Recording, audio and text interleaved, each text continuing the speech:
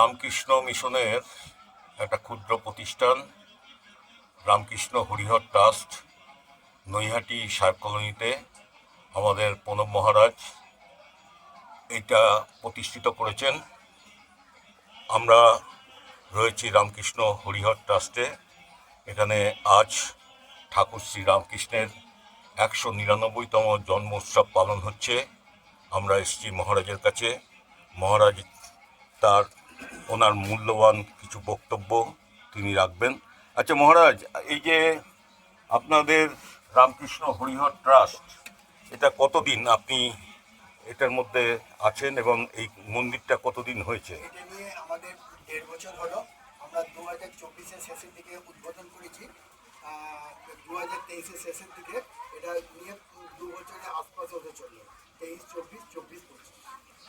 আচ্ছা, বলছি আপনাদের অ্যাক্টিভিটি বলতে আপনাদের অ্যাক্টিভিটি কি মানে? আমাদের আমাদের অ্যাক্টিভিটি হচ্ছে আমাদের ধর্ম ক্লাস বা আমাদের পাঠচক্র চলে। কি চলে? পাঠচক্র ওইখানে পাঠচক্র চলে আমাদের প্রতি রবিবার মোটামুটি পাঠচক্র চলে এবং আমাদের সকালে মঙ্গলারতি এবং সন্ধ্যারতি অবশ্যই হয়।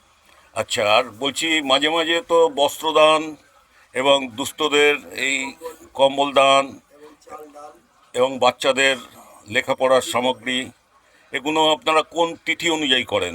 এগুলো করি বিশেষ তিথি অনুযায়ী। কোনো একটা বিশেষ দিন এসে যাবে আমাদের, যেমন আমাদের মহালয়ের দিন বা আমাদের দুর্গা পুজোর অষ্টমীর দিন বা শিবরাত্রির দিন, এরকম কিছু হলে আমরা বস্ত্র দান করি, কম্বল দান করি এবং বাচ্চাদের কপি এবং পেন্সিল দান করে থাকি।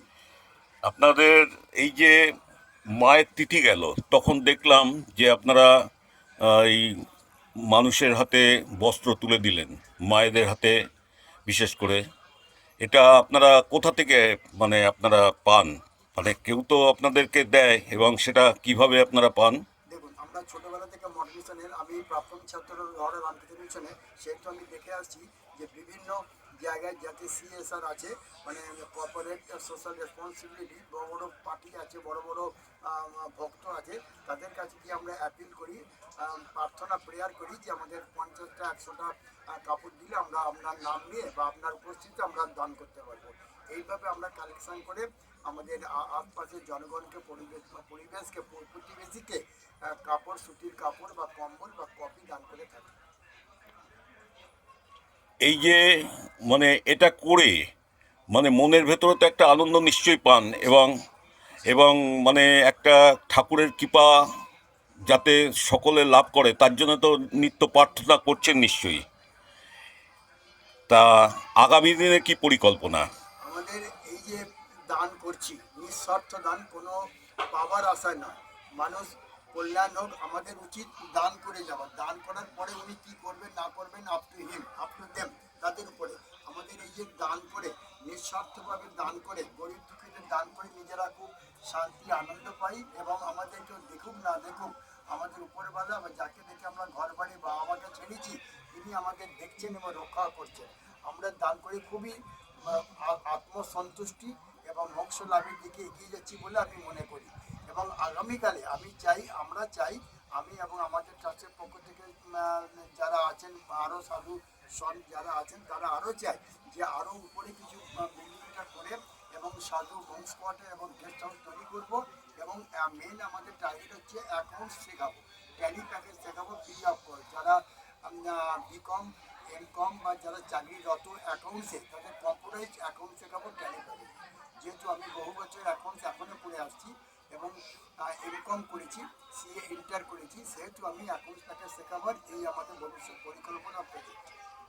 মহারাজ, আপনার সাথে মানে কথা বলে এবং আপনার মানে সাক্ষাৎকার নিয়ে সত্যি ভালো লাগলো, এবং আপনি যে ঠাকুরের কাজ করছেন তার জন্যে সাধু মানে ঠাকুরের কৃপা আপনার উপরে বর্ষিত হচ্ছে, এটা বোঝা যায়। এবং আগামী দিনে আপনার কাছ থেকে আরও প্রত্যাশা আমাদের বেড়ে গেল।